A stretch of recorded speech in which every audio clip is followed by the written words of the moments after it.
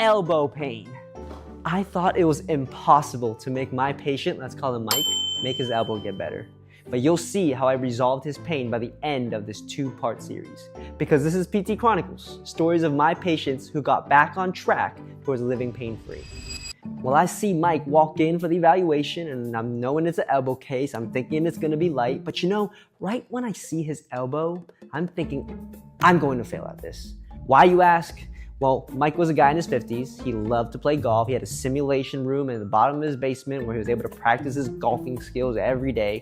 But one day he noticed this never-ending, nagging pain in this inner portion and outer portion of his elbow.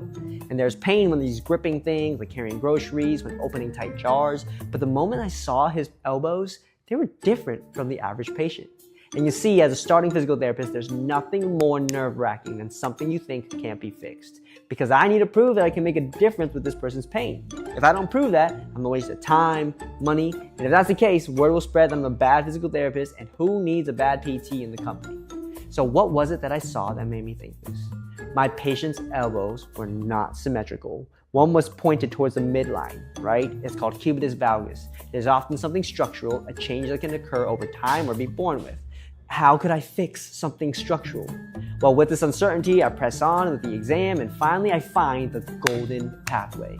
We screen strength and range of motion of the shoulder, elbow, wrist, and there's one thing in particular that stood out to me the most. But before that, we need to know more about the elbow. See, with the elbow, there are actually muscles that originate there and attach into our fingers. So it travels to the wrist, and thus, both the wrist and elbow can be related. One thing is what we call supination. Mike's range into supination was very restricted. To give an idea of your own range, hold on to a pencil or marker and do this.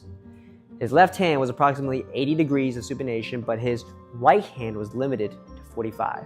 He has limited range, cubitus valgus. And is this something related to the bones that I cannot address? I'm cooked.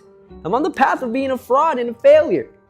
But I still have to completely poker face this, keep it pushing, and thank God I did, because remember the pain at the outside and inside of the elbow?